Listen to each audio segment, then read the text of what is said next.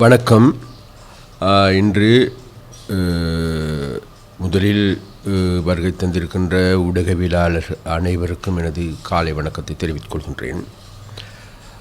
இரண்டாவதாக, இன்று இந்த முக்கியமான செய்தியாளர் மகாநாடு,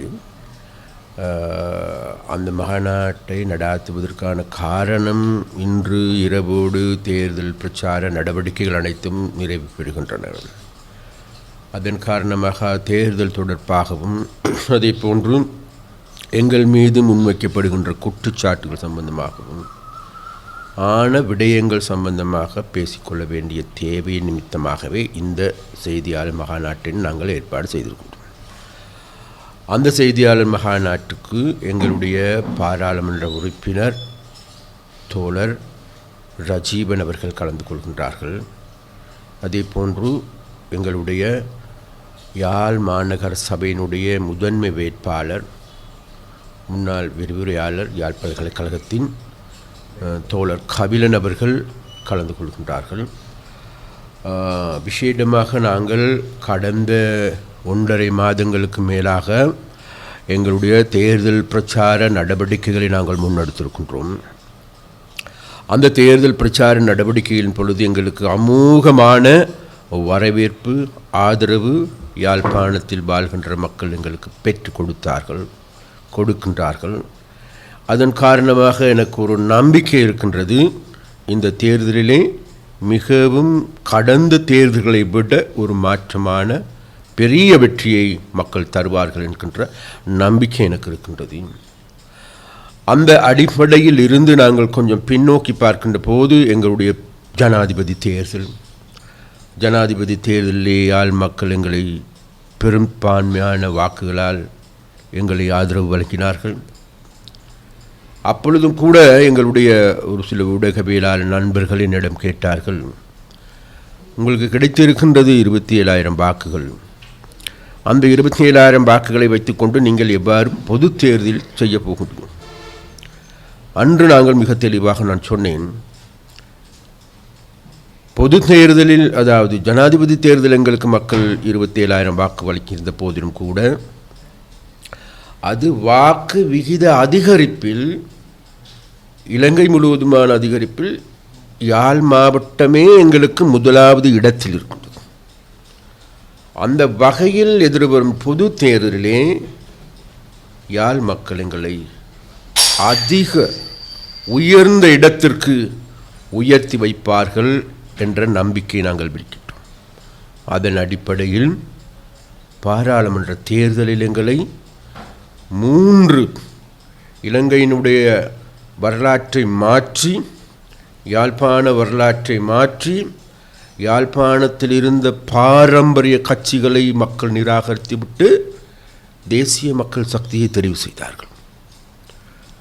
தேசிய மக்கள் சக்தியை தெரிவு செய்ததன் மூலமாக இங்கு இருக்கின்ற மக்கள் ஒரு செய்தியை சொன்னார்கள், தேசிய மக்கள் சக்தி மாத்திரமே இன்றைக்கு நாட்டு மக்களுடைய பிரச்சனைகளை தீர்க்கக்கூடிய, இந்த நாட்டில் இனவாதத்தை இல்லாதொழிக்கக்கூடிய, இந்த நாட்டில் மதவாதத்தை இல்லாதொழிக்கக்கூடிய, எதிர்வரும் காலங்களில் எங்களுக்கு நம்பகமான முறையில் நம்பிக்கையான விதத்தில் வாழக்கூடிய ஒரு யாழ்ப்பாணத்தை, வாழக்கூடிய ஒரு தமிழ் மக்களை, அந்த வகையான ஒரு நாட்டினை மீட்டெடுக்க முடிவது வேறு யாருக்குமல்ல, தேசிய மக்கள் சக்தி. அந்த வகையில் எங்களை தழுவிக்கொண்ட மக்கள் தொடர்ச்சியாக எங்களோடு பயணிக்கின்றார்கள். அவ்வாறு பயணிக்கின்ற போது நாங்கள் அன்று மக்களுக்கு அளித்த வாக்குறுதி, முதலாவதான வாக்குறுதி தான் வேறு எதுவுமில்லை, இந்த நாட்டில் அரசியல் கலாச்சாரத்தை மாற்றுகின்றோம், இந்த நாட்டின் வீழ்ந்து கிடந்த பொருளாதாரத்தை நாங்கள் கட்டியெழுப்புகின்றோம், இந்த நாட்டில் லஞ்ச ஊழல் மோசடி வீண் விரயத்தை தடுத்து நிறுத்துகின்றோம். அந்த வகையில் அன்பர்களே, இன்றைக்கு முதலில் நாங்கள் அரசியல் கலாச்சாரத்தில் மாற்றத்தை ஏற்படுத்தியிருக்கின்றோம். இது நாள் வரைக்கும் மேட்டுக்குடிகளுக்கு மாத்திரம், தனவந்தர்களுக்கு மாத்திரம், நிலப்பிரபுக்களுக்கு மாத்திரம் சொந்தமாக இருந்த இந்த அரசியல், இந்த ஜனாதிபதி பதவி இன்றைக்கு ஒரு சாமானிய மனிதனின் கையில் வந்திருக்கின்றது. அந்த சாமானிய மனிதன் நான் வேறு யாருமல்ல, அனூர். அந்த அனூரை இன்றைக்கு நாடு முழுவதும் உள்ள மக்கள் ஆற தழுவிக் கொண்டிருக்கின்றார்கள். இன்று இலங்கையில் கூடுதலாக நேசிக்கப்படுகின்ற நபர் என்றால் வேறு யாருமல்ல, அது அனூரத்தான். அந்த அனூர்களின் மீதான அவ்வளவு அன்பு ஏன் என்று நாங்கள் கேட்கின்ற போது மக்கள் சொல்லுகின்றார்கள், அவர்கள் எங்கள் வீட்டு பிள்ளை. அந்த அளவுக்கு அந்யோன்யமாக இன்றைக்கு மக்கள் தேசிய மக்கள் சக்தியையும் தேசிய மக்கள் சக்தியின் தலைவரையும் ஆற தழுவிக் கொண்டிருக்கின்ற போது இன்றைக்கு அது தொடர்பிலான பல்வேறு விமர்சனங்களை முன்வைப்பதையும் காணக்கூடியதாக இருக்கும். அப்போ அந்த விமர்சனங்களுக்கு அப்பால் நாங்கள், உங்களுக்கு எல்லோருக்குமே தெரியும், அரசியல் ரீதியாக பெரிய மாற்றங்களை செய்திருக்கின்றோம். வீண்விரயம் தொடர்பாக பெரிய மாற்றங்களை செய்து இன்றைக்கு மக்களுடைய பணம் வீண்விரயமாக தடுக்கப்பட்டிருக்கின்றது. அண்மையில் ஜனாதிபதி அவர்கள் பாராளுமன்றத்துக்கு வந்து குறிப்பிட்டார்கள், எனக்கு ஜனாதிபதிக்கான சம்பளமும் கிடைக்கின்றது, அதே நேரத்தில் நான் அதற்கு முன்னர் பாராளுமன்றத்தில் இருந்ததன் காரணமாக பாராளுமன்ற உறுப்பினருக்கு வழங்குகின்ற ஓய்வூதியமும் கிடைக்கின்றது. 2 சம்பளம். இது நாள் வரைக்கும் எங்களுக்கு கூட தெரியாது. அப்போ இந்த 2 சம்பளங்களை வாங்கி கொண்ட இது நாள் வரைக்கும் இருந்த ஜனாதிபதிகள் நாட்டையும் கொள்ளையடித்து மக்களுடைய வரிப்பணத்தையும் சூறையாடினார்கள். அனுர உடனடியாக பாராளுமன்ற செயலாளருக்கு கடிதம் மூலமாக தெரிவித்தார், பாராளுமன்ற செயலாளர் அவர்களே, எனக்கு பாராளுமன்றத்திலிருந்து வழங்குகின்ற ஓய்வூதியம் வேண்டாம், அதை திருச்சேரிக்கு அனுப்புங்க. அனுர மறுபக்கம் எங்களுக்கு எல்லோருக்குமே தெரியும், பதவியேற்பு வைபவம். அதற்கு முன்பு பல லட்சக்கணக்கான ரூபாய்களை செலவழித்து அந்த பதவியேற்பு வைபவத்தை செய்த போது அனுர வெறும் 38,000 ரூபாயில் அந்த பதவியேற்பு வைபவத்தை செய்கின்றார். அதற்கு முன்னர் நூற்றுக்கணக்கான ஜனாதிபதி ஆலோசகர்களாக முன்னாள் ஜனாதிபதிகள் வைத்திருந்த போது இன்றைக்கு அனுரைக்கு வெறும் 4 பேரோடு வேலை செய்கின்றார். வீண்விரயம் தடுக்கப்பட்டிருக்கின்றது. அந்த 153 ஜனாதிபதி ஆலோசகர்களுக்கும் வாகனம், கொடுப்பனவு, ஏனைய கொடுப்பனவுகள் அனைத்தையும் வழங்கியது யாருமல்ல, மக்கள். அந்த கலாச்சாரத்தை இன்றைக்கு நாங்கள் மாற்றி அமைத்திருக்கின்றோம். அது மாத்திரமல்ல, நான் அமைச்சர் என்ற வகையில் எனக்கும் கூட 2 சம்பளம் கிடைக்கின்றது. இது நாள் வரைக்கும் எங்களுக்கும் தெரியாமல் இருந்தது. ஒன்று ஜனாதிபதிக்கான அமைச்சருக்கான சம்பளம், அமைச்சருக்கான கொடுப்பனவு, அமைச்சருக்கான எரிபொருள் கொடுப்பனவு. மறுபுறத்தில் இன்னொரு செக் வருகின்றது, பாராளுமன்ற உறுப்பினருக்கான சம்பளம், கொடுப்பனவு, பாராளுமன்ற உறுப்பினருக்கான எரிபொருள் கொடுப்பனவு. இதுநாள் வரைக்கும் இருந்த அமைச்சர்கள், பிரதி அமைச்சர்கள், ராஜாங்க அமைச்சர்கள் என்று கூறுகின்ற அனைவருமே இந்த 2 சம்பளத்தையும் வாங்கி கொண்டு மக்களுடைய வரி பணத்துக்கும் வேட்டு வைத்த பாவித்தனமான செயற்பாடுகளையே இதற்கு முன்னர் நடந்திருக்கின்றது. நாங்கள் என்ன செய்திருக்கின்றோம்? நாங்கள் சொன்னோம், எங்களுக்கு 2 சம்பளம் வேண்டாம், 1 சம்பளத்தை மாத்திரம் தாருங்கள், பாராளுமன்ற உறுப்பினருக்கான சம்பளத்தை மாத்திரம் தாருங்கள், பாராளுமன்ற உறுப்பினருக்கு வழங்குகின்ற ஏனைய கொடுப்பனவுகளோ அல்லது எரிபொருள் மானியம் எங்களுக்கு வேண்டாம். அதாவது அமைச்சருக்கு வழங்குகின்ற சம்பளம் எங்களுக்கு வேண்டாம், அதை திரசேரிக்கு அனுப்புங்கோ, அமைச்சருக்கு வழங்குகின்ற எரிபொருள் கொடுப்பனவை மாத்திரம் தரும், 1 சம்பளம் மாத்திரம். இது இலங்கையில் இது நாள் வரைக்கும் யாராலும் நினைத்தும் கூட பார்க்காத ஒரு மாற்று. அந்த வகையான கலாச்சாரத்தை நாங்கள் மாற்றி அமைத்திருக்கின்றோம். எங்களுடைய பிரதமர் ஹரணி அமரசூரிய அவர்கள் அதற்கு முன்னர் இருந்த பிரதமருடைய மாதாந்த எரிபொருள் செலவு 33 லட்சம். ஹரணி அமரசூரிய அவர்கள் 4 லட்சத்தில் தான் வேலையை முடிக்கின்றார். மிச்சம் 29 லட்சத்தையும் திரைசேரிக்கு அனுப்புகின்றார்கள். எங்களுடைய ஜனாதிபதி 3 தடவை வெளிநாடுகளுக்கு சென்றார்கள். அனுர அவ்வாறு செல்லுகின்ற போது அரசாங்கத்தால் அந்த ஜனாதிபதிக்கான பொக்கட் மணி அல்லது செலவுகள் செய்வதற்கு ஒரு பெரிய தொகை ஒன்று கொடுப்பனவாக வழங்கப்படுகிறது. அனுர வெளிநாடுக்கு செல்லுகின்ற பொழுதும் விமான கொடுப்பனம் அவர்களால் வழங்கப்பட்டது. ஏனைய செலவுகளும் அவளால் செலவழிக்கப்பட்டது. 1% செலவழிக்காது அந்த பணத்தை மீள கொண்டு வந்து கையளித்த ஜனாதிபதியாக இருந்தால் அது அனுரத்தான். நாங்கள் மாற்றத்தை செய்திருக்கோம். அதே போன்று உங்கள் எல்லோருக்குமே தெரியும், அமைச்சர்களுக்கு ஒவ்வொரு அமைச்சர்களுக்கும் கொழும்பில் வீடு வழங்கப்பட்டது. லட்சக்கணக்கான பெறுமதியான வீடுகள், அதற்கான மின்சார கட்டணம், நீர் கட்டணம், அதனுடைய ரிப்பேர் செலவுகளா அல்லது ஏனைய செலவுகளா அனைத்தையும் பராமரிக்கப்பட்டது வேறு யாரும் உள்ள அரசாங்கத்தில். நாங்கள் இன்றைக்கு எந்த ஒரு அமைச்சருக்கும் வீடுகள் கிடையாது, அமைச்சர்களுக்கான தனி சலுகைகள் கிடையாது என்பதை நாங்கள் குறிப்பிட்டு காட்டினோம். அப்போ அந்த வகையான புதிய அரசியல் கலாச்சாரம் எங்களுடைய ஜனாதிபதி கடந்த பொது தேர்தலின் போது நாடு முழுவதும் பிரச்சார நடவடிக்கைகள் சென்றார். ஜனாதிபதியின் நிதியத்திலிருந்து 1% எடுக்கவில்லை. அவர் சென்ற வாகனங்களுக்கு எல்லாவற்றுக்கும் எரிபொருள் செலவை செய்தது எங்களுடைய கட்சி. மாற்றம் அதே போன்று இம்முறை நாடு முழுவதும் செல்லுகின்றார்கள்.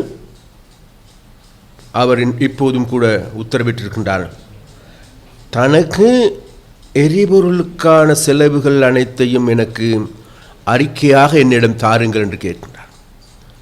1% வேண்டாம், அதை எங்கள் கட்சியின் ஊடாக நாங்கள் மீள திருப்பி செலுத்துகின்றோம் என்று. அப்போ இந்த வகையான கலாச்சாரத்தை உருவாக்கியது, இந்த வகையான வீண்விரயங்களை தடுக்கின்ற நடவடிக்கைகளை எடுக்கின்ற அரசாங்கம் தான் தேசிய மக்கள் சக்தியினுடைய அரசாங்கம். அப்போ இவ்வாறு நாங்கள் எங்களுடைய பணத்தை மீள மிச்சப்பிடித்து மீண்டும் மக்களுக்கே அவற்றை பெற்றுக் கொடுப்பதற்கான பாரிய வேலை திட்டங்களை முன்னெடுத்திருக்கோம். அந்த வேலை திட்டங்களில் விசேடமாக நாங்கள் இன்றைக்கு யாழ்ப்பாணத்திற்கு வடகிழக்கு கூடுதலான நிதி ஒதுக்கீடு செய்திருக்கோம். பெரிய மாற்றத்தை செய்ய வேண்டும் என நாங்கள் நினைக்கின்றோம். செய்வோம் என மக்களுக்கு உறுதி அளித்திருக்கின்றோம். இந்த நாட்டில் புதிய அரசியல் கலாச்சாரத்தினுடைய மாற்றம், மக்களுக்கான சேவை, எங்களுடைய நாட்டை கட்டியெழுப்புதல், எங்களுடைய பிரதேசத்தை கட்டியெழுப்புதல், நாங்கள் அனைத்தையும் செய்து வருகின்றோம். அந்த வகையில் இன்றைக்கு எங்களுக்கு எல்லோருக்குமே தெரியும், இன்றைக்கு விசேடமாக தமிழ் மக்களுடைய இருப்பு தொடர்பாக பேசப்படுகின்றது. தமிழ் மக்களுடைய இருப்பு கேள்விக்குறியாக இருக்கின்றது. அப்போ கேள்விக்குறியான தமிழ் மக்களுடைய இருப்பினை தக்க வைத்துக் கொள்ள முடிவது அல்லது மீள ஒரு கம்பீரமான தாங்களுடைய மரபுரிமைகள் அடங்கிய தன்மானமுள்ள தமிழர்களாக மீளவதற்கு ஏதுவான நடவடிக்கைகளை தமிழ் கட்சிகள் இன்றைக்கு புலம்புகின்றார்கள், அல்லது அவர்களுடைய வார்த்தையில் சொல்லுவதாக இருந்தால் ஊளையிடுகின்றார்கள். அந்த புலம்புகின்ற ஊளையிடுகின்றவுடன் நாங்கள் கேட்கின்றோம், 1981ஆம் ஆண்டு யாழ் மாவட்டத்தினுடைய மக்கள் தொகை 8,30,000. அது அந்த வளர்ச்சி விகிதம் தொடர்ந்திருக்குமாக இருந்தால் இன்றைக்கு 14 லட்சத்துக்கும் 16 லட்சத்துக்கும் இடைப்பட்ட அல்லது ஒருவேளை அதற்கும் கூடுதலான மக்கள் இருந்திருக்க வேண்டும்.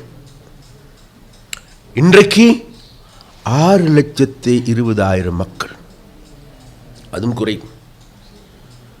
மறுபுறத்தில் அண்மையில் மீண்டும் கணிப்பீடு நடத்தப்பட்டது.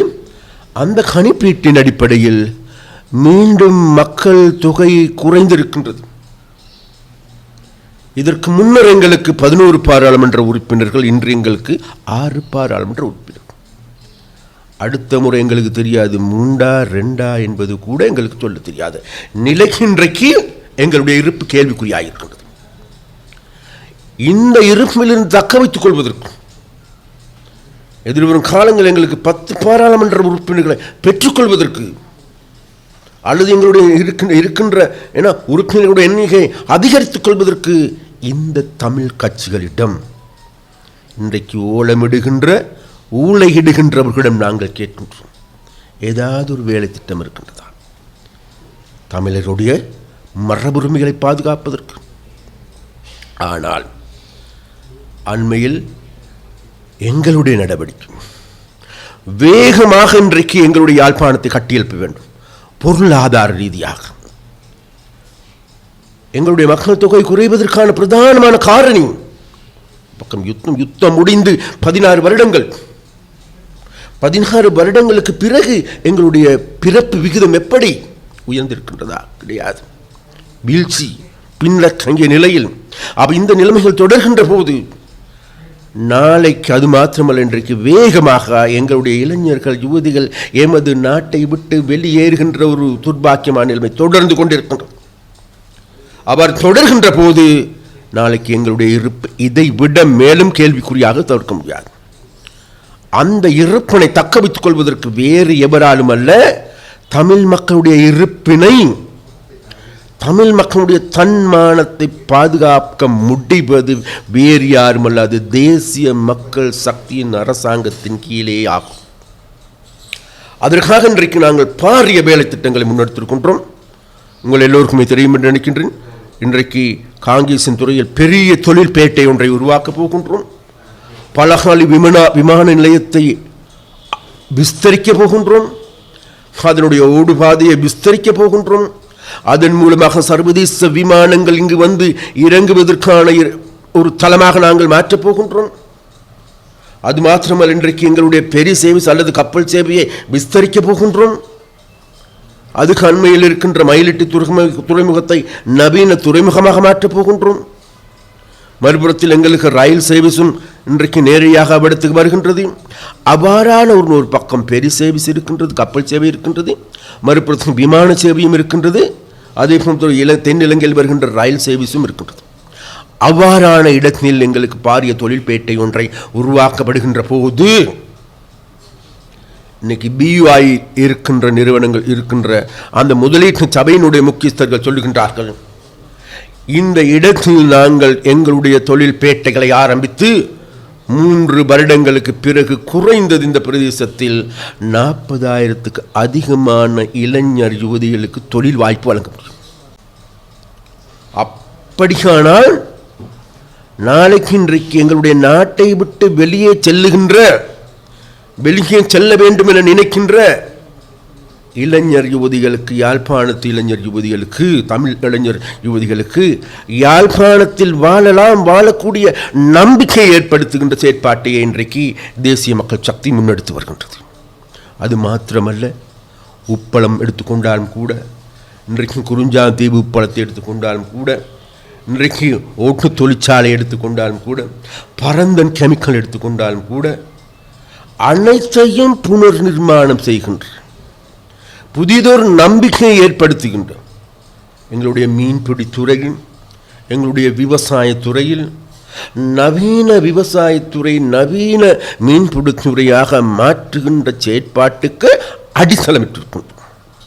அவ்வாறான அடித்தளங்கள் ஊடாகவே நாளைக்கு இந்த யாழ்ப்பாணத்தில் வாழுகின்ற மக்களுடைய இருப்பு தக்க வைத்துக் கொள்ள முடியும் என்று நினைக்கிறோம். அந்த செயற்பாடுகளை நாங்கள் முன்னெடுக்கின்ற போது எங்களுடைய ஜனாதிபதி அனுர அண்மையில் யாழ்ப்பாணத்துக்கு வந்தார்கள். யாழ்ப்பாணத்துக்கு வந்து மேடையிலும் சொன்னார், என்னிடம் சொன்னார். அண்மையில் நான் ஜெயசூரியை சந்தித்தேன். ஜெயசூரிய கேட்டார் என்னிடம், நான் யாழ்ப்பாணத்துக்கு போகின்றேன், என்ன செய்ய வேண்டும் ஜனாதிபதி அவர்களே என்று. சனத், நீங்கள் யாழ்ப்பாணத்துக்கு சென்று வெகு கூடிய சீக்கிரம் யாழ்ப்பாணத்தில் சர்வதேச கிரிக்கெட் விளையாட்டு மைதானம் ஒன்றை அமைக்கும்.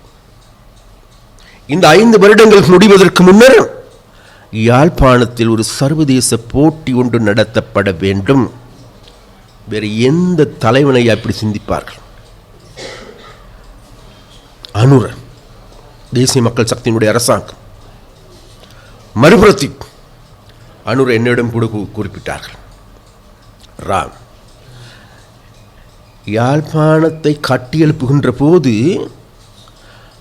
அந்த யாழ்ப்பாணத்தினுடைய மரபுரிமைகள் அடங்கி அதனுடைய கம்பீர தன்மை அடங்கிய யாழ் நகரமாக கட்டி எழுப்புவதற்கான செயற்பாடு முன்னெடுக்க வேண்டும். எங்களுடைய கோட்டை, எங்களுடைய சங்கிலியன் தோப்பு, சங்கிலியன் மண்டபம், எங்களுக்கு உரிய கோயில்கள், எங்களுக்கு உரிய குளங்கள், எங்களுக்கு உரிய கடல் பரப்பு, எங்களுக்கு உரிய தீவுகள், இவைகள் அனைத்தையும் உள்ளடக்கிய நாளைக்கு யாரும் வந்து யாழ்ப்பாணத்துக்கு வருகின்ற பொழுது தாங்களுடைய பெருமையாக பேசக்கூடிய ஒரு சில நாடுகளுக்கு நாங்கள் செல்லுகின்ற பொழுது நாங்கள் என்ன அங்கே இருக்கின்ற விசேஷமான ஒரு சில இடங்களுக்கு சென்று நாங்கள் பார்க்கின்றோம், மிக காம்பீரமாக காணக்கூடிய பல்வேறு கட்டிடங்கள் எல்லாமே இருக்கின்றது. இந்தியாவில் எடுத்துக்கொண்டாலும் சரி, இத்தாலியில் எடுத்துக்கொண்டாலும் கூட அந்த காம்பீரத்தன்மை தாங்களுடைய மரபுரிமைகளை வெளிப்படுத்துகின்ற யாழ்ப்பாணமாக கட்டி எழுப்புவோம் அப்படின்னு சொல்றாரு அனுர. இது நாள் வரைக்கும் வேறு எந்த தலைவனையா நினைத்தான்? இவ்வாறான எண்ணங்களோடு எங்களுடைய அபிவிருத்தி நடவடிக்கைகளை முன்னெடுத்து வருகின்ற போது இங்கு இருக்கின்ற தமிழ் கட்சிகள் மிகவும் கவலைக்கிடமான நிலைக்கு கீழே விழுந்து அந்த சாக்கடையில் நனைந்து சாக்கடையில் இருந்து கொண்டு இன்றைக்கு வெளியே வருகின்ற பொழுது மற்றவன் மீது சாக்கடை இருக்கின்றதாக கூறுகின்றார். அதனால் அவர்களுக்கு இன்றைக்கு இங்கிருக்கின்ற தமிழ் கட்சிகளுக்கு கடந்த ஜனாதிபதி தேர்தலில் பொது தேர்தலில் வீட்டுக்கு அனுப்பிய நபர்கள், பொது தேர்தலில் வீட்டுக்கு அனுப்பப்பட்ட நபர்கள் இன்றைக்கு கூடுதலாக காலையிலிருந்து மாலை வரைக்கும் அனுர அல்லது தேசிய மக்கள் சக்தி அல்லது இங்கே இருக்கின்ற 3 பாராளுமன்ற உறுப்பினர்கள் அவைகளுக்கு பட்ட பெயர்களும் சூட்டப்பட்டிருக்கின்றது. சில வார்த்தைகளை பிடித்துக் கொண்டோம், அந்த வார்த்தை அவர்களுக்கு சரிவல்ல. நாங்கள் என்ன செய்கின்றோம்? என்ன கதை ஒன்று சொல்லுவாங்க, என்ன தூற்றுவோர் தூற்றட்டும், இங்கே தூற்றுங்கோ, போற்றுவோர் போற்றட்டும், போற்றுவோம், மக்கள் போற்றுகின்றார்கள். நாங்கள் செல்லுகின்ற வழி நேர்வழியாகட்டும், நேர்வழியில் செல்லுகின்ற அமைப்பையானாங்க. இதனுடைய தோல்வி, வெற்றி அல்லது பின்னடைவு அனைத்தையும் சந்தித்தவர்கள். சிறை வாழ்க்கையா அல்லது யுத்தமா போராட்டங்களா அனைத்துக்கும் முகம் கொடுத்தவர்கள். அதனால் நாங்கள் யாருக்குமே சளைத்தவர்கள் அல்ல, யாருக்கும் பயந்தவர்களும் அல்ல. ஏன் பயப்படவில்லை? நாங்கள் மக்களுடைய பணத்தை 1% கொள்ளடிக்கவில்லை, கொள்ளையடிக்கவும் மாட்டோம். நாளைக்கு இந்த மக்களுடைய சொத்துக்களை மிக கவனமாக, மிகவும் அவதானமாக பாதுகாத்து மீண்டும் இதே மக்களிடம் பெற்றுக் கொடுக்கின்ற நடவடிக்கையில் நாங்கள் முன்னெடுக்கும். அவதூறுகளை கட்டவிழ்த்து விடுகின்றார். உங்கள் எல்லோருக்குமே தெரியும், கொழும்பில் கோட் சூட் அணிகின்ற, யாழ்ப்பாணத்துக்கு வந்து வேட்டி கட்டுகின்ற, பெரிய சட்டத்தரணி என்று சொல்லுகின்ற, கடந்த காலங்களில் ரணிலுக்கு பின்னால் ஃபைல்களை தூக்கி கொண்டு அவருடைய செல்ல பிராணி போன்று பின்னால் ஓடிய, அவர்கள் வக்களத்து வாங்கிய, தாண்ட பிள்ளைகளை அது சிங்களமோ தமிழோ அமெரிக்காவில் படிக்க வைத்திருக்கின்ற அல்லது வெளிநாடுகளுக்கு அனுப்பி வைத்திருக்கின்ற அந்த அந்த தன்னால் செய்ய வேண்டிய அனைத்து குப்பாடித்தனமான வேலைகளும் செய்த யாழ் மக்களிலிருந்து நிராகரிக்கப்பட்ட யாழ் மக்கள் சொல்கிறார் வர வேண்டாம். இவர் சொல்லுகின்றார் இன்றைக்கு அனுரவ இங்கு காலடி வைக்க விட மாட்டேன். காலடி வைக்கிறது இல்லையா, முதல்ல உங்களுக்கு காலடி வைக்கிறதுக்கு இடம் இருக்கான்னு தேடிப்பார். நாங்கள் இன்றைக்கு அமைச்சர் என்ற வகையில் எந்த விதமான பாதுகாப்பு இல்லாமல் மக்கள் மத்தியில் போகிறோம். இன்னைக்கும் தனக்கு பாதுகாப்பு யாரிட பணம் என்ன? தமிழ் மக்களுடைய இருப்பை பாதுகாக்க வேண்டும். நீ வச்சிருக்கிற எஸ்டிஎஃப் வந்து தமிழனா? வெக்கம் ஐயா, வெக்கம். நீங்கள்லாம் ஒரு அந்த நபர் சொல்லுகின்றார் இன்றைக்கு எங்களுடைய கபிலன் மாநகர சபையினுடைய முதன்மை வேட்பாளர் கபிலன் சுந்தரமூர்த்தி அவர்களை பார்த்து சொல்லுகின்றார்கள், கபிலன் அவர்கள் வெற்றி பெறப்பட்ட பிறகு நான் அவரை உறுப்பினராக கூட பதவி பிரமாணம் செய்யப்பட மாட்டேன், வழக்கு போடும். உனக்கு வழக்கு போடுறத தவிர வேறு ஒன்றும் இல்லை தாண்டி எங்களுக்கு தெரியும். ஒன்றை நாங்கள் சொல்லுகின்றோம், இது வேறு எதுவுமல்ல, அந்த தோல்வியில் விழுந்து துவண்டு நனைந்து சாக்கடையில் இருக்கின்ற அந்த நாற்றத்தை வெளிப்படுத்துவதற்கின்ற ஒரு நிகழ்வாகவே இந்த நிகழ்வை நாங்கள் பார்க்குறோம். ஏன்? கபிலன் என்பவர் எங்களுடைய கட்சியினுடைய முதன்மை வேட்பாளர். கபிலன் மாத்திரம் தனித்துவா இருக்கிறார் இல்லை, அவருக்கு முன்னால் பெரிய எங்களுடைய அரசாங்கம் இருக்கின்றது, எங்களுடைய கட்சி இருக்கின்றது. அதனால் கபிலனோட விளையாடு என்பது எங்களோடு விளையாடுவது. கபிலன் என்பவர் வேறு யாரும் அல்ல, முன்னால் உங்கள் எல்லோருக்கும் தெரியும் யாழ் பல்கலைக்கழகத்தினுடைய சிரேஷ்ட விரிவுரையாளர். எவ்வளவு சம்பளம்? 2,30,000. யாழ் மேயருக்கான சம்பளம் எவ்வளவு? குறைஞ்ச ஒரு 50,000 கூட கிடைக்காது. 2,30,000 சம்பளத்தை விட்டு இங்கு மக்களுக்கான சேவையினை இந்த யாழ்ப்பாணத்தை கட்டியெழுப்புவதற்கு, யாழ் நகரை கட்டியெழுப்புவதற்கு இதனால் வரைக்கும் வந்த எந்த ஒரு மேயர்களும் இந்த யாழ்ப்பாணத்தை கட்டியெழுப்புகின்றார். யாழ்ப்பாணத்தினுடைய தனித்துவம், யாழ்ப்பாணத்தினுடைய மரபுரிமைகளை கட்டி எழுப்புவதற்கான அல்லது யாழ்ப்பாணத்தில் இருக்கின்ற பிரச்சனைகளை தீர்ப்பதற்கான, குறைந்தபட்சம் மழை காலத்தில் நீர்கள் வடிந்தோடுவதற்கான வாய்க்கால்களை கூட அமைக்காதவர்கள் தான் இன்றைக்கு பேசுகின்றார்கள். நாங்கள் அதை செய்ய போகிறோம், இதை செய்ய போகிறோம். நாங்கள் ஒரு விடயத்தை மாத்திரம் சொல்லுகின்றோம். அதனால் கபிலன் மீது மாத்திரமல்ல, இன்றைக்கு ஒரு சில கேடுகட்ட அரசியல்வாதிகள் அல்லது அவர்களை நக்கி பிழைக்கின்ற ஒரு சில ஆட்களும் இருக்கின்றார்கள், ஒரு சில எழுத்தாளர்கள் இருக்கின்றார்கள், ஒரு சமூக வலைத்தளங்களில் எழுதுகின்றவர்கள் இருக்கின்றார்கள். அதாவது கபிலன் மீது மாத்திரமல்ல, அவருடைய குழந்தைகள் மீது, அவர்களுடைய மனைவியார் மீது, அவருடைய தாயார் மீது, அது மாத்திரம் தான் வகிக்கின்ற பிரதேசத்திலும் கூட சென்று பல கேடுகட்ட கேவலமான நரிசனமான ஊழையிடுகின்ற வேலைகளை இந்த அரசியல்வாதிகள் செய்கின்றார். நாங்கள் ஆளும் கட்சி மறந்துவிடக்கூடாது. 159 பாராளுமன்ற உறுப்பினர்கள் கொண்ட பாராளுமன்றம், நிறைவேற்றும் அதிகாரம் கொண்ட ஜனாதிபதி எங்களுடைய ஜனாதிபதி. முன்னர் ஜனாதிபதியின் பெயரை கூட உச்சரிக்க கூட பயந்தவர்கள். ஜனாதிபதியின் பெயரை உச்சரிக்கின்ற பொழுது அந்த நேரத்தில் டிவியில் பார்த்தீங்கன்னு சொன்ன பீப் பீப்ங்கிற சத்தம் மாத்திரம்தான் வரும், பெயர் வராது வெளியில்.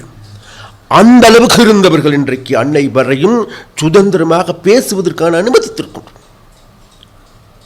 அந்த பேச்சு சுதந்திரத்தை அவமதிக்க வேண்டாம் என அன்பான ஊடகவியலாளர் நாங்கள் கேட்கிறோம்.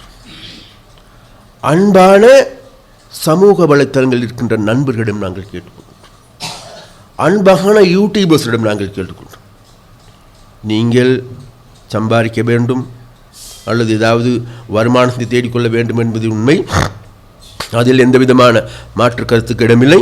இருந்த போதிலும் கூட இவ்வாறான மிக அசிங்கமான, அதாவது யாழ்ப்பாணத்துக்கு உறுத்தில்லாத, யாழ்ப்பாணம் என்பது வேறு எதுவுமல்ல, உண்மையிலே தமிழர்களுடைய பண்பாடு, கலை, கலாச்சாரம், தமிழ் மொழி.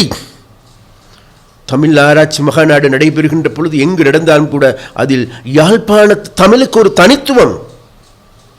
அப்போ அந்த தனித்துவமான மொழியில் இன்றைக்கு இந்த அரசியல்வாதிகள் கேடுகட்ட வார்த்தைகள் கூறுவதன் மூலமாக அந்த தமிழையும் அவமதிக்கின்றார்கள், அந்த தமிழர்களையும் அவமதிக்கின்றார்கள், ஒரு சில வார்த்தைகளை பிடித்துக்கொண்டு.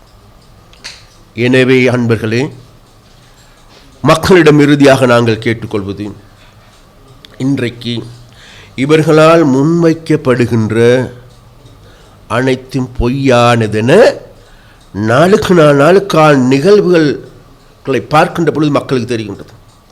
34 வருடங்களாக திறக்கப்பட முடியாது என இருந்த வீதிகள் திறக்கப்படுகின்றது. அதில் போக்குவரத்து பஸ் ஓடுகின்றது, காணிகள் விடுவிக்கப்படுகின்றது, மிச்சம் இருக்கின்ற காணிகளும் விடுவிக்கப்படுவதற்கான நடவடிக்கை எடுக்கப்படுகின்றது. அது மாத்திரமல்ல, கடந்த காலங்களில் புலிகள் அமைப்பினுடைய வங்கியில் அடகு வைத்திருந்த தங்க நகைகள் அனைத்தையும் இன்றைக்கு வெளிக்கொணர்ந்து அதனுடைய உண்மையான உரிமையாளர்கள் இருப்பார்களாக இருந்தால் அவர்களிடம் பெற்றுக் கொடுப்பதற்கும், அப்படி இல்லாவிட்டால் அது ஒரு பொது நிதியத்தில் சேகரித்து அந்த பொது நிதியத்திற்கு மேலும் அரசாங்கத்தாலும் பல மில்லியன் தொகைகளையும் போட்டு அந்த பிரதேசத்திற்கு வடக்கு வன்னி அந்த பிரதேசத்தை கட்டி எழுப்புகின்ற பொது நிதியமாக மாற்றி அமைப்பதற்கும் கூட நடவடிக்கைகள் இன்றைக்கு ஆரம்பமாகியிருக்கின்றது. இதெல்லாம் இது நாள் வரைக்கும் யாரும் நினைத்து பார்க்க கூட முடியாத வேலைகள். அப்போ அந்த நினைத்தும் பார்க்க முடியாத வேலைகளை இன்றைக்கு தேசிய மக்கள் சக்தியான அரசாங்கம் இன்றைக்கு செய்து வருகின்றது. தேசிய மக்கள் சக்தியினுடைய அரசாங்கம் என்பதே வேறு எதுவும், இது வடக்கையும் கிழக்கையும் தெற்கையும் தனித்தனியாக பார்க்கின்ற அரசியல் அல்ல.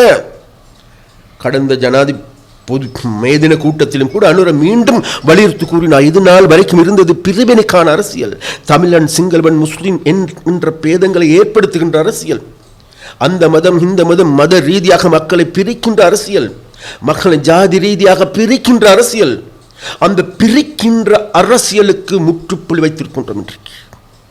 அதன் மூலமாக தான் தேசிய மக்கள் சக்தியை கூட முழு நாடும் இன்றைக்கு அணிதிரண்டிருக்கின்றது.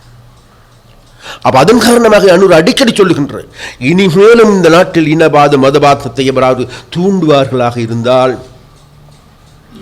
நிச்சயமாக அதை தடுப்பதற்கு எங்களால் இயன்ற அனைத்து நடவடிக்கைகளையும் நாங்கள் எடுப்பதற்கு பின்னிக்க மாட்டோம். இனிமேலும் இந்த நாட்டில் ஒரு இரத்த கலரியோ அல்லது இனவாதமும் மதவாதம் ஏற்படக்கூடாது என்பதே தேசிய மக்கள் சக்தியினுடைய விருப்பம். அப்ப அந்த விருப்பத்தின் கீழ் இன்றைக்கு முழு நாட்டையும் புதிய திசையை நோக்கி கட்டியெழுப்புகின்ற போது, அதற்கான செயற்பாடுகள் அனைத்தையும் முன்னெடுக்கின்ற போது, யாழ்ப்பாணத்துக்கு 5000 மில்லியன் ரூபாய் வீதிகளுக்கு மாத்திரம் ஒதுக்கப்பட்டிருக்கின்ற போது, இங்கிருக்கின்ற துறைமுகங்கள் அனைத்தையும் என்ன கட்டியெழுப்புகின்ற போது, குறி கட்டுவான் ஜட்டி என ஜட்டின்னு கதை வந்துச்சுன்னா ஜட்டின்னு ஜட்டி என்ன ஜட்டிங்கிற வார்த்தை எடுத்துக்கொண்டாலும் அந்த ஜட்டியை தூக்கி இன்றைக்கு அவர்களோட தலையில் போட்டுக்கொண்டு இன்னைக்கு என்னமோ நாத்தம் அடிக்குது சத்தம் போட்டுக்கொண்டு இருக்காங்க. பேசிக்கொண்டு இருங்கடா அப்பா எல்லாரும், சரியா? அப்ப அதை கட்டி எழுப்புறதுக்கு ஆன வேலை திட்டம் ஆரம்பிச்சிருக்கிறோம். அது மாத்திரமல்ல, இது நாள் வரைக்கும் இன்றைக்கு எங்களுக்கு எல்லோருக்கும் தெரியும், குறிக்கட்டுவானிலிருந்து நெடுந்தீவுக்கு செல்லுகின்ற பாதை அல்லது அதற்கான படகு சேவை அதிகரிக்கிறதுக்கு இருக்கின்றோம், ஆம்புலன்ஸ் சர்வீஸ் அதிகரிக்க இருக்கின்றோம், நெடுந்தீவை கட்டி எழுப்பதற்கான நடவடிக்கை எடுக்கின்றோம். நாடு தழுவிய ரீதியாக இவகான நடவடிக்கைகளை முன்னெடுக்கின்ற போது இன்றைக்கு ஒரு சில வார்த்தைகளை மாத்திரம் பிடித்து கொண்டு தடுமாறுகின்ற இந்த ஜட்டிக்காரர்களிடம் நான் கேட்டுக்கொள்வது, நீங்கள் ஜட்டியோடு இருந்தாலும் சரியப்பா அல்லது வேற எதோடும் இருந்தாலும் சரிதான், எங்களுக்கு நோ அப்ஜெக்ஷன். நாங்கள் இதெல்லாம் கண்டு மயங்கி விடுவோம்னு நினைக்காதீங்க. அதே நேரத்தில் தமிழ் மக்களும் இதை கண்டு ஏமாந்து விடுவார்கள், நம்பாங்க. தமிழ் மக்களுக்கு நல்லா தெரியும், எங்கட மொழி வேற, யாழ்ப்பாணத்தில் பேசுகின்ற மொழி வேற, வன்னியில் பேசுகின்ற மொழி வேற, திருகோணமலையில் பேசுகின்ற மொழி வேற, மட்டக்களப்பில் பேசுகின்ற மொழி வேற, மலையகத்தில் பேசுகின்ற மொழி வேற, கொழும்பில் இருக்கின்ற தமிழர்கள் பேசுகின்ற மொழி வேறு. வித்தியாசங்கள் இருக்கும். நாங்கள் ஏசுன்னு சொன்னால் அவங்க யாசுன்னு சொல்கிறதும் இருக்கும். சரியோ? நாங்கள் மண் வெட்டின்னு சொன்னால் இன்னொருத்தர் மம்பட்டின்னு சொல்கிறதும் இருக்கும். நான் சொல்கிறேன்றப்ப இந்த மாதிரி வார்த்தை பிரயோகங்களை மாத்திரம் பிடித்து கொண்டு தமிழ் மக்களுக்கு ஏதாவது தண்ணி காட்டான்னு இல்லை, அவர்கள் உங்களுக்கு கடந்த பொது தேர்தல் தண்ணி காட்டியிருக்கிறாங்க, மறந்துடாய். அப்போ அதனால வேண்டி இப்போ உங்களுக்கு இந்த உள்ளூராட்சி சபை தேர்தலும் மக்கள் மீண்டும் தண்ணி காட்ட போகின்றார், மறந்து விடாது. என்னத்தை சொன்னாலும், என்னத்தை நீங்கள்லாம் தலைகளாக நின்றாலும், எல்லா கட்சிகளும் ஒன்றாக நின்றாலும் கூட, ஏன்னா நீங்கள்லாம் உங்களிடம் ஒற்றுமை இல்லைங்கிறது எங்களுக்கு எல்லாருக்கும் தெரியும். தேடி பாருங்க, சுமந்திரனும் கஜேந்திரகுமார் பொன்னம்பலம் ஒன்று சேருவாங்களா? ஒரு பக்கத்தில் உட்காருவாங்களா? மாட்டாங்க. ஏன்? அவங்க 2 பேரும் 2 கட்சி பரவாயில்லை. சுரேஷ் பிரேமச்சந்திரன் அவர்களும் சுமந்திரன் ஒன்றா இருப்பார்களா? அல்லது கஜேந்திரனோட ஒன்றா இருப்பார்களா? இல்லை, என்கிட்ட அவர்கள் 2 கட்சி 3 கட்சியில் இருக்கும், தனித்தனியான கட்சி. தனித்தனியான கட்சிகள் பரவாயில்ல, ஒன்று சேர வேண்டாம். இந்த சுமந்திரன் பெரிய வாய் பேசுகிறார் தான், இன்னைக்கு பெரிய வீரன் மாதிரி எதிர்வரும் காலங்கள் பெரிய போராட்டங்கள் முன்னெடுக்க போகின்றார்கள் என்ன அப்படியெல்லாம் சொல்கிறார் தானே. இவர் தான் சொல்கிறாங்க தமிழ் மக்களுடைய இருப்பை பாதுகாத்து கொள்ள வேண்டும் கேட்குற. அடைய சுமந்திரன் ஐயா அவர்களே, அன்பார்ந்த என்ன ஜனாதிபதி சட்டத்தரணி சுமந்திரன் அவர்களே, ஜனாதிபதி சட்டத்தரணி சுமந்திரன் அவர்களே, நீங்களும் யார் ஸ்ரீதரனும் ஒரே கட்சி, தமிழரசு கட்சி, பக்கத்தில் உட்கார மாட்டேங்க, ஒரு மேடையில் ஒன்றாக இருக்க மாட்டேங்க. இப்போ நீங்கள் என்ன ஐயா, உங்களுக்கு என்ன, அதான் கேட்குறோம், என்ன அருகதை இருக்குது தமிழ் மக்களுடைய ஒற்றுமை பற்றி பேசுறது? நீங்கள் ஒன்று சேருங்கள் முதல்ல.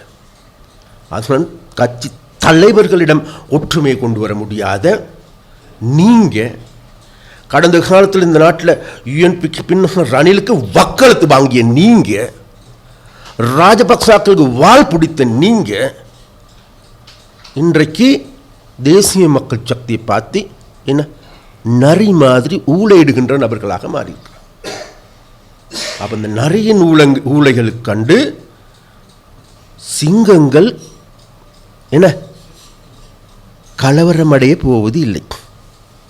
எங்கட பாராளுமன்ற உறுப்பினர்கள் பார்த்து சொல்கிறாங்க தானே, 3 பாராளுமன்ற உறுப்பினர் அனுப்பணும், ஒன்றுமே செய்ய தெரியுமோ. இன்றைக்கு இந்த குறிக்கட்டுவான் வேலை ஆரம்பிப்பதற்கு எங்களுடைய ரஜீவன், எங்களுடைய இளங்குமரன், எங்களுடைய பவா பாதைகள் திறப்பதற்கு, காணிகளை பெற்றுக் கொடுப்பதற்கு, அல்லது புதிய வேலை திட்டங்களை முன்னெடுப்பதற்கு, எங்களுடைய விவசாயத்துறை முன்னெடுப்பதற்கு, எங்களுடைய வீதிகளை புனரமைப்பதற்கு, அது மாத்திரமல்ல பஸ் வண்டிகள் இதுவரைக்கும் 20 வருடங்களாக மூடப்பட்டிருந்த பஸ் வண்டி போகாத இடங்கள் ஓடுது, இன்றைக்கு ஆரம்பிச்சிருக்கிறோம். இது எல்லாவற்றையும் செய்வது வேறு யாருமல்ல, எங்களுடைய பாராளுமன்ற உறுப்பினர். ஆனால் இங்கே இருக்கின்ற ஒரு சில இன்னொரு லோயர் இருக்கிறாரு, என்ன அவர் என்ன லோயர்ன்னு சொல்லிக்கணும். நான் சொல்ல அந்த லோயருக்கு கேட்டுக்கிற ஒன்று தான், தமிழ் மக்களுடைய என்ன எடுக்கணும், பெரிய தமிழ் மக்களுடைய என்ன பூராளுக்கு புலிகள் இருந்தால் தெரிஞ்சிருக்கும் உங்களுக்கு எல்லாத்துக்கு யாருன்ட்டு. அந்த நபரிடம் நான் கேட்பது தான், வேறு எதுவும் இல்லை. ஐயா, தயவு செய்து உங்களுடைய மாமியாரை வீட்டில் இருக்க விடுங்கோ. இரவு நீங்கள் தண்ணி அடிச்சுட்டு வந்த பிறகு மாமியார் தானே முதல்ல விரட்டுறீங்கோ, அந்த வேலையை நிப்பாட்டப்பா. பாவம் அந்த மனுஷி. மாமியாருக்கு மரியாதை கொடுக்க தெரியாதவர்கள், அந்த குடும்பத்தில் பிரச்சனையை தீர்த்து கொள்ள முடியாதவர்கள் இன்றைக்கு பெரிய வீரம் பேசுகின்றவர்கள். வீரம் பேசுங்க, வீரம் இருக்கும். சண்டித்தனம் செய்யுங்க, சண்டித்தனம் இருக்கணும். இன்றைக்கு நீங்கள்லாம் சொல்ல சண்டியர்கள் இல்லாத சந்தியில் நொண்டியனும் சண்டியம். நொண்டியர்கள் நீங்கள். நாங்கள் இன்றைக்கும் நாட்டை கட்டியெழுப்புகின்ற வேலை முன்னெடுக்கின்றோம். யாழ்ப்பாணத்தை கட்டியெழுப்புகின்ற வேலை முன்னெடுக்கின்றோம். யாழ்ப்பாணத்தினுடைய தனித்துவத்தை பாதுகாப்பதற்கான முன்னெடுக்கின்றோம். யாழ்ப்பாணத்தினுடைய கலை, இலக்கிய, மொழி இவைகளை பாதுகாப்பதற்கான நடவடிக்கை முன்னெடுப்பது வேறு யாருமல்ல, தேசிய மக்கள் சக்தியினுடைய அரசாங்கம். அதனால் வேண்டி இந்த நரிகள் ஊழையிடுவதைக் கண்டு நாங்கள் அஞ்சப் போவதில்லை. அதனால் வேண்டி நாங்கள் இந்த எங்களுக்கு தேவை வேறு யாருமல்ல, மக்கள் மக்கள் மக்கள் மக்கள் தான் எங்களுடைய சிங்கங்கள், மக்கள் தான் எங்களுடைய தங்கங்கள். மற்ற தங்கம் இல்லை. அப்போ அந்த மற்ற தங்கத்தை வச்சுக்கொண்டு அப்புறம் வேறு சொல்லாதீங்க.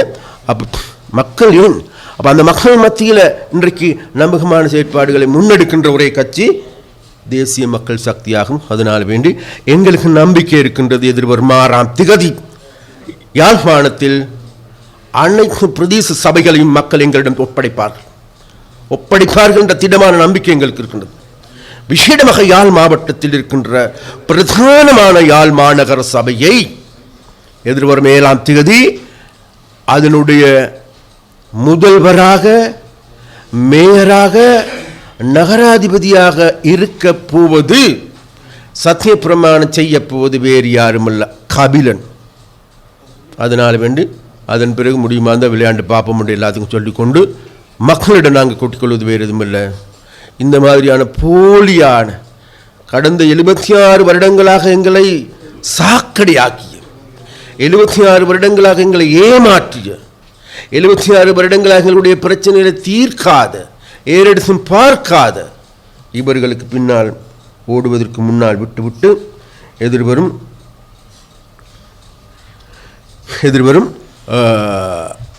காலங்களில் எதிர்வரும் 6ஆம் திகதி உங்களுடைய பொன்னான வாக்குகளை, பெருமதியான வாக்குகளை எங்களுக்கு பெற்று தாருங்கள் என்று கேட்டுக்கொண்டு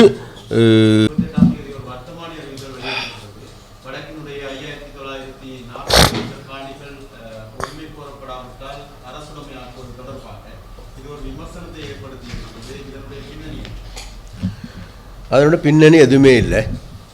என்னென்னா இது இன்றைக்கு இந்த இன்றைக்கு இருக்கின்றது, நான் சொன்னது தானே, இன்றைக்கி போக்கிடம் இல்லாது இருக்கின்ற அரசியல்வாதிகளுக்கு இந்த வர்த்தமானியை எடுத்துக்கொண்டு இதிலிருந்து சத்தம் போடுவதற்காக பயன்படுத்துகின்றார். இதுதான் உண்மை. இதில் நம்ம என்ன சொல்லியிருக்கிறோம்?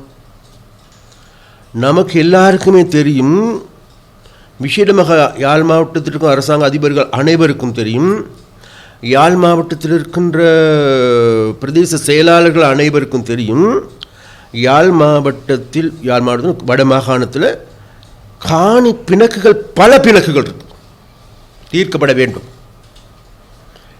இதில் உறுதிப்படுத்தப்பட்ட காணிகள், உறுதியான காணிகள், உறுதியில்லாத காணிகள், தீர்க்கப்பட வேண்டிய காணிகள் அனைத்தும் இருக்கின்றன. ஒன்று, கடந்த காலங்களில் எங்களுக்கு எல்லோருக்கும் யுத்தம் காரணமாக இன்றைக்கு 30 வருடங்களுக்காக யுத்தம், இன்றைக்கு எங்களுடைய வனவிழா திணைக்களம் சொல்லுது, இன்றைக்கு ஒரு சில பிரதேசங்கள் தாங்களுக்கு காட்டுக்கு சொந்தமான காணி என்று. ஆனால் உண்மையில் காட்டுக்கு சொந்தமான காணி அல்ல, அது விவசாயிகள் வயல் செய்த காணிகள். நாங்கள் இன்றைக்கு சொல்லியிருக்கிறோம் அவர்களுக்கு முதல் வேலையாக வனவள திணைக்களம், நீங்கள் இருந்த இடத்திற்கு போங்க, மிச்சத்தை விடுங்கும். அதன் பிறகு விட்டதன் பிறகு அந்த பிரதேசத்திற்கு என்ன செய்வது, அது மீண்டும் பயிர் செய்ய பயன்படுத்துவதா அல்லது வேறு எதுக்காக பயன்படுத்துவதா என்பது தொடர்பாக தீர்மானம் பிறகு எடுக்கும். ஒன்று. அதே போல் இன்றைக்கு எங்களுக்குள்ள இருக்கும் தெரியும், பல காணிகள் இருக்கின்றது, இன்னமும் கூட அந்த காணிகள் அளவிடப்படாது அல்லது அவ்வாறான ஒரு சிக்கலுக்குள்ள காணிகள் இருக்கும். அந்த காணிகள் அனைத்தையும் அளவிடுகின்ற காணிகள் தனியாருக்கு சொந்தமான காணிகளாக இருக்குமானால் அவைகளை மீள அவர்களிடமே கையளிப்பதற்கான நடவடிக்கை எடுக்கப்பட வேண்டும். ஒன்று. இரண்டாவதாக அவர்களுக்கான உறுதிகளையும் வழங்கி, டீடையும் வழங்கி அவர்களிடமே பெற்றுக் கொடுக்கப்பட வேண்டும். மூன்றாவது, மிச்சம் இருக்கின்ற காணிகளை அரசுக்கு சொந்தமான காணிகளாக மாற்ற வேண்டும். அது மாற்றுவது வேறு எதற்கும் அல்ல, நாளைக்கு நாங்கள் இன்றைக்கு தென்னம் முக்கோணம் ஆரம்பிக்க இருக்கின்றோம், பல்வேறு அபிவிருத்தி வேலை திட்டங்களை முன்னெடுக்க இருக்கின்றோம். வேறு யாருக்கும் கிடையாது. வடக்கில் இருக்கின்ற காணிகள் அனைத்தும் வடக்கில் வாழுகின்ற மக்களுக்கு சொந்தம். ஆனால் அவைகளை என்ன சொல்வது, அவைகளை சீர்படுத்த வேண்டியிருக்கின்றது, சீர்குலைந்து போயிருக்கின்றது. இன்றைக்கு யாருடைய காணி, எதற்கான காணி, அந்த காணிகளுடைய தொகை என்ன, எல்லை எங்க என்பது கூட தெரியாத நிலைமையில் இருக்கின்றது. அவைகளை சீர் செய்கின்ற நடவடிக்கையாகவே இந்த நடவடிக்கை எடுக்கப்பட்டிருக்கின்றது. இந்த நடவடிக்கை இந்த கேசட் கடந்த 3ஆம் மாதம் 28ஆம் தேதி வெளியிடப்பட்டது. இன்றைக்கு 1 மாதங்களுக்கு மேலாகின்றது. அந்த 1 மாதங்களுக்கு மேலாகின்ற போது இது தொன்மை வாய்த்து இருக்கலாம். இன்றைக்கி வேறு எதுவும் இல்லை. இது அரசியல் தேர்தல், அரசியலுக்காக இன்றைக்கு இந்த அவலகரமான வேலையை அரசியல்வாதிகள் செய்கின்றார்கள். அதனால் மக்களுக்கு நாங்கள் சொல்லுகின்றோம், இங்கே இருக்கின்ற காணிகள் ஒரு அங்குலத்தை கூட வேறு எவருக்கும் வழங்க போவது இல்லை. அதே நேரத்தில் எங்களுக்கு தெரியும், மக்களுடைய காணிகள் கொள்ளையடிக்கப்பட்டிருக்கின்றது. மக்களுடைய காணிகள் இன்றைக்கு வேறு வேறு ஆட்களுடைய பெயர்கள் இருக்கின்ற காணிகள் சூறையாடப்பட்டிருக்கின்றது. அந்த சூறையாடப்பட்டிருக்கின்ற காணிகள் அனைத்தையும் மீள மக்களுக்கு பெற்றுக் கொடுக்கப்பட வேண்டிய தேவை இருக்கின்றது. அந்த தேவையின் நிமித்தமாகவும் தான் இந்த கேசட் மூலமாக நாங்கள் எதிர்பார்க்கும். இந்த ஏரியாக்கள் நீண்ட கால யுத்தத்தினால் பாதிக்கப்பட்ட ஏரியாக்கள், அதோடு சேர்த்து இராணுவ கட்டுப்பாட்டுக்குள் இருந்த பிரதேசங்களாக இருக்கக்கூடிய சூழ்நிலையில் இந்த கொடுக்கப்பட்ட இந்த யுத்தம் காரணமாக மக்கள் இடப்பெயர்வை சந்தித்திருக்கிறார்கள். அதோடு சேர்த்து ஆவணங்கள் அளிக்கப்பட்டிருக்கின்றன. அதனை உறுதிப்படுத்துவதில் மக்களுக்கு பல சிக்கல் இருக்கிறது. இந்த 3 மாத காலப்பகுதிகளில் ஒன்று ரைட், நீங்கள் சொல்ற விளங்குது. நாங்கள் சொல்கிறோம் 3 மாதமா இதை நிரூபிக்க முடியலையா, நமக்கு எல்லாருக்கும் தெரியும். ஒன்று, இதற்கான ஆவணங்கள் அல்லது இதற்குரிய எல்லாமே ஒன்று டிஎஸ் ஆஃபீஸில் அல்லது நில அளவை திணைக்களத்தில் அல்லது ஜிஏ கிட்ட இருக்க வேண்டும் கட்டாயம். அப்போ அதன் மூலமாக எங்களுக்கு இனம் கண்டு கொள்ள முடியும் இதனுடைய காணியுடைய உரிமையாளர்கள் யார் என்பது. அதே நேரத்தில் எங்களுக்கு சம்பிரதாயபூர்வமாக இன்றைக்கி எங்களுக்கு தெரியும், அந்தந்த பிரதேசங்களில் வாழ்கின்ற மக்களிடம் தகவல் மூடாகவும் இதை கண்டுகொள்ள முடியும். அந்த கண்டுகொள்ளுகின்ற நடவடிக்கைக்கு இந்த 3 மாதம் போதாதென்றால் இன்னும் 3 மாதம் வழங்குவதற்கு முடியும். எந்த சிக்கலும் கிடையாது. மக்களோடு நாங்கள் உண்மையிலே நாங்கள் சொல்லுகின்றோம், இந்த ஊடகவியலாளர் அன்பர்களிடம் நாங்கள் கேட்டுக்கொள்கிறோம், நாங்கள் மக்களுக்கு தண்ணி காட்டுகின்ற வேலையை நாங்கள் செய்ய மாட்டோம். மீண்டும் மீண்டும் உறுதியாக கூறுகின்றோம் எங்களுடைய அதனால தான் நாங்கள் விசேடமாக இன்றைக்கு உங்களுக்கு தெரியும், இந்த தங்க நகைகளை மீண்டும் கையளிப்பதற்கான காரணம் என்ன? தங்கம் என்பது, ஆபரணங்கள் என்பது அது எங்களுடைய வாழ்வியல், தமிழ் மக்களுடைய வாழ்வியல். அதாவது குடிசையில் இருக்கின்றவர்களுக்கும் கூட என்ன ஒரு காப்பவும் நரப்பவும் தங்கம் இருக்கட்டாய். அந்த அந்த அந்த அடிப்படையில் தான் இவைகளை நாங்கள் மீள பெற்றுக் கொடுக்கணும் ஒன்று. அதே போல் அன்பர்களே, இந்த காணி இதற்கான பிணக்குகள் இருக்குமா இருந்தால் பிணக்குகளை தீர்த்து கொள்வதற்கான கால அவகாசம் போதாதென்றால் 3 மாதம்ல தேவையான 6 மாதம் அதற்கான உதவிகளையும் நாங்கள் வழங்குவதற்கு நாங்கள் தயாராக இருக்கோம். தேவையாக இருந்தால் அதை நீடிக்கிறதுக்கான நடவடிக்கை நாங்கள் எடுக்கிறோம்.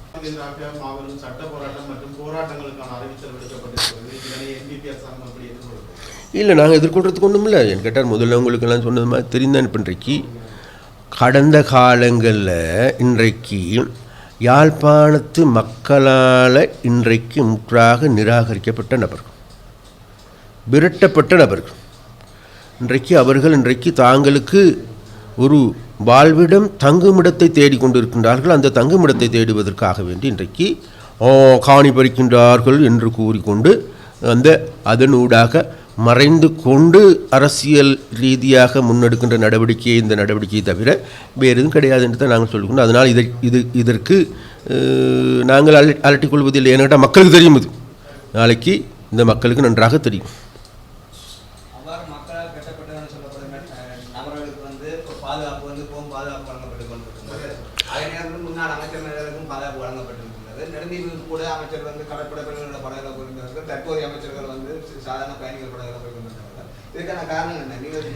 இல்லை ரைட், நீங்கள் சொல்கிறது உண்மை. இப்பையும் கூட ஒரு சில அமைச்சர்கள், முன்னாள் அமைச்சர்கள், முன்னாள் எம்பிமார்கள் இப்போயும் வந்து ரொம்ப ரொம்ப கஷ்டப்பட்டு கேட்கின்றார்கள், ஐயா எங்களுக்கு பாதுகாப்பு எடுத்துடாதீங்க, பாதுகாப்பு தாங்க. ஏன் பாதுகாப்பு எடுக்க வேண்டாம் என்று சொல்கிறோன்னு கேட்டால் வேறு எதுவும் இல்லை. நாங்கள்லாம் செஞ்ச அநியாயத்துக்கு மக்களே எங்களை சும்மா விட மாட்டாங்க, அதுதான் உண்மை.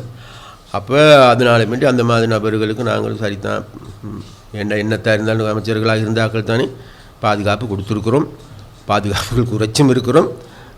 நாங்கள் பாதுகாப்பு எடுக்கிறது இல்லை. எங்களில் 21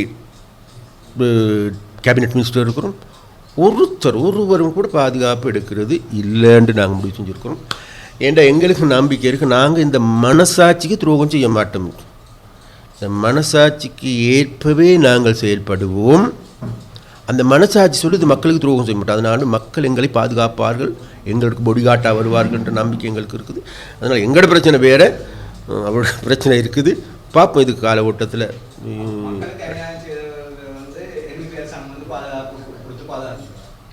இல்லை, மக்களுக்கு அநீதி இழைத்தவர்களில் நாங்கள் ஒரு உண்மை இருக்குது. நாங்கள் இன்றைக்கு ஆளும் கட்சி, ஒரு பக்கம் சட்டம் ஒழுங்கை மதிக்க வேண்டிய கட்சி, சட்டம் ஒழுங்கை சரிவர நடைமுறைப்படுத்த வேண்டிய கட்சி.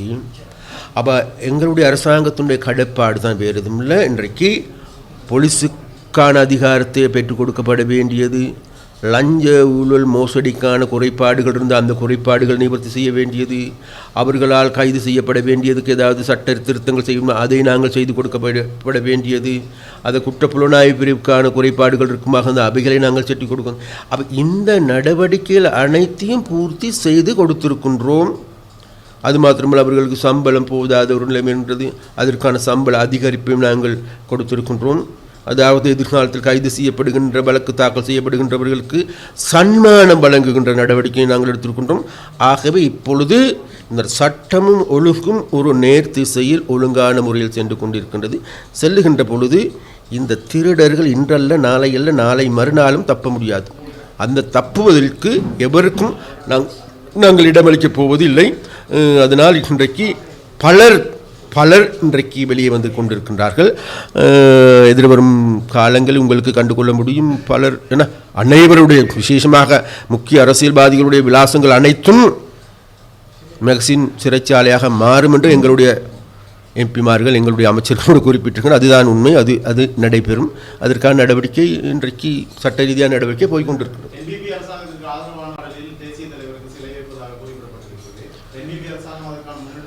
நீங்கள் சொல்கிற நான்டா கேட்க இல்லை. அப்படி எங்கே அது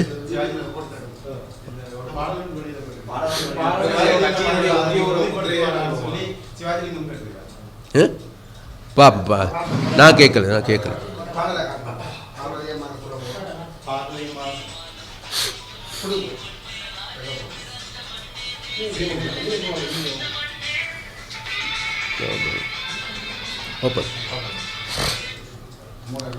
இப்படித்தானே தோல அது வந்து அதில் சொல்லல, தேசிய மக்கள் சக்தியால் வெளியிடப்பட்டதுன்னு சொல்லியிருக்கா. அப்படி இல்லை நாங்கள் சொல்லுகின்றோம் என்னண்டா, சரியா, அந்த இதற்கும் எங்களுக்கும் என்ன பாட்டு எட்டுக்கொண்டு போய் கொண்டிருக்குது. அதுகள் பலர் செய்கின்றார். வெளியில் இருக்கின்றவர்கள், வெளிநாட்டில் இருக்கின்ற பலரும் செய்து அனுப்புகின்றார்கள். அப்படியெல்லாம் இருக்குது. அப்போ அந்த பாடலும் இல்லை அது ஏன்னு கேட்டால் அதான் சொல்லணேன். நான் சொன்னேன், இப்போ தான் அந்த பாட்டு கேட்குறேன் நான். இல்லை தோழர் பெண் கேட்டால் இப்போ ஒரு உண்மை இருக்கு என்னண்டா, இப்போ இவ்வளவு நேரம் பேசிய விஷயங்கள் எல்லாமே கடைசியில் ஏதாவது சின்ன விஷயத்தில் போட்டு மறைச்சி போடாது. சரி, அதெல்லாத்தையும் ஒரு முக்கியமான விஷயங்கள் பேசப்பட்டு தானே. ஒரு உண்மை இருக்குது, கடைசியாக ஒரு வார்த்தை சொல்கிறோம். இந்த நாட்டில் முன்னாள் போராளிகள், போராள தலைவர்கள் ஏதாவது கனவு கண்டிருப்பாங்க தானே தோழர். கனவுகள் அது புலிகளாகவும் இருக்கலாம், புளொட்டாகவும் இருக்கலாம், இபிடிபியாகவும் இருக்கலாம், இபிஆர்லப்பாகவும் இருக்கலாம். எல்லாத்திற்கும் ஒரு கனவு இருந்துச்சு. என்ன கனவு? தமிழ் மக்கள் நிம்மதியாக தன்மானத்தோடு வாழ வேண்டும் என்று. இந்த தமிழ் தலைவர்களால் இன்றைக்கு அந்த தன்மானத்தை கட்டியிருக்க முடியுமா? அவருடைய அர்ப்பணிப்புக்கு அருகில் வர முடியுமா இந்த தமிழ் அரசியல்வாதிகளுக்கு? நாங்கள் அப்படி இல்லை. நாங்கள் இன்றைக்கு அவர்கள் கனவு கண்டிருந்தாலும் கூட அந்த கனவை நனவாக்குகின்ற வேலையை நாங்கள் செய்கிறோம். ஆகவே அந்த இயக்கங்கள் மீது பற்றுள்ளவர்கள் இருப்பார்களாக இருந்தால், உண்மையான பற்றுனா இல்லை போலி பற்று தான் இன்றைக்கி வச்சுருக்காங்க, அதில் உண்மையான பற்றுள்ளவர்கள் அவர்கள் அன்றைக்கு அகார தழுவிக்கொள்ள வேண்டிய கட்சி தேசிய மக்கள் சக்தி. விடுதலை புலிகளிடமிருந்து மீட்கப்பட்ட நகைகள் வந்து கடந்த காலங்கள் கொள்ளையடிக்கப்பட்டதாக வந்து ஒரு குற்றச்சாட்டுகள் வந்து கடந்த காலங்களே இருந்தது. கடந்த கால அரசுகள் வந்து அந்த நகைகளெல்லாம் கொள்ளையடிக்கிறாங்க. இப்போ 15 வருடங்களுக்கு பிறகு புதிதாக வந்து நகைகளை வந்து கையெழுத்திருக்கோம்னா அடையாளப்படுத்த சொல்லியும் வந்து அப்போ அந்த கடந்த ஆட்சியாளர்கள் கொள்ளையடிக்கப்பட்ட சொன்ன குற்றச்சாட்டு அது நான் சொல்கிறேன்னாட்டா இப்போ முதலாவது நாங்கள் பார்ப்போம் இந்த நகைகள் வந்தது நல்லமா இல்லையா, மீள இல்லை கொள்ளையடிக்க. இப்போ நமக்கு தெரியாத தோழப் இன்றைக்கு அங்கன எத்தனை கிலோ தங்கம் இருக்குது, அவைகள் தங்கமா இல்லையா என்பதை பரிசீலிப்பதற்கும் கூட நம்ம இன்றைக்கு அதற்கான ரசாயன பிரிவு எல்லாத்துக்கும் பொறுப்பு கொடுத்துருக்கோம், போலீஸாரிடம் இருக்கும். அப்போ எதிர்வரும் காலங்களில் அதுகள் உண்மைத்தன்மை வெளிவந்த பிறகு அதில் என்ன லிஸ்ட் இருக்குது, அதுக்கான பெயர்கள் இருக்குது, அதுகளை நாங்கள் மீள அந்த மக்களுக்கு பெற்றுக் கொடுக்க வேண்டும் என்று நாங்கள் பார்க்கணும். அப்போ அதே போல் நமக்கு எல்லாருக்கும் தெரியும், இப்போ இது அது மாத்திரமாக தங்கமாக இருந்திருக்கும்னு நினைக்கிறீங்க, பல விஷயங்கள் இருக்குது. இனி எதிர்வரும் காலங்கள் ஒரு சில விஷயங்கள் எதிர்காலத்தில் மேலும் மேலும் பல விஷயங்கள் வெளிப்பட இருக்கின்றது, வெளிப்படுகின்றது. கட்டது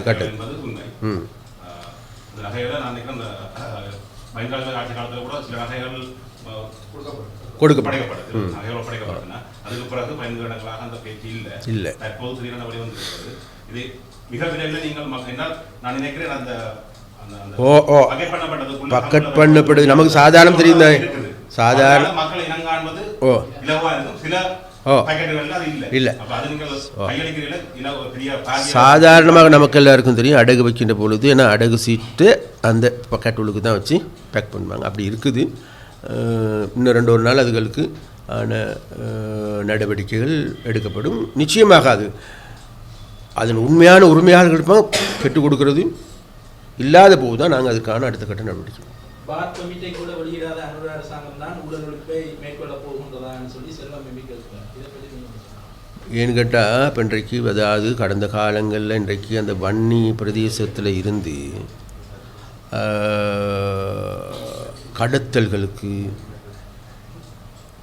அல்லது ஏனைய குற்றச்செயல்களுக்கு போதைப் பொருள் கடத்துறதுக்கு இதுக்கெல்லாம் பின்னால் இருந்தவர்கள் யார் என்பது மன்னார்வாழ் மக்களுக்கு நல்லா தெரியும். நான் சொல்ல போல இது அடைக்கலநாதன் தான், அது தொப்பி சரியாக இருந்தால் அவர் போட்டுக்கொண்டு எனக்கு தெரியாது. நாங்கள் சொல்லுகின்றோம், ஐயா நாங்கள் வந்து 5 மாதம் வேறு யாரும் நினைச்சும் பார்க்க முடியாத வேலைகளை செஞ்சுருக்கோம். நீங்கள்லாம் இது நாள் வரைக்கும் போட்ட டான்ஸ் இனிமேல் எடுப்படாது.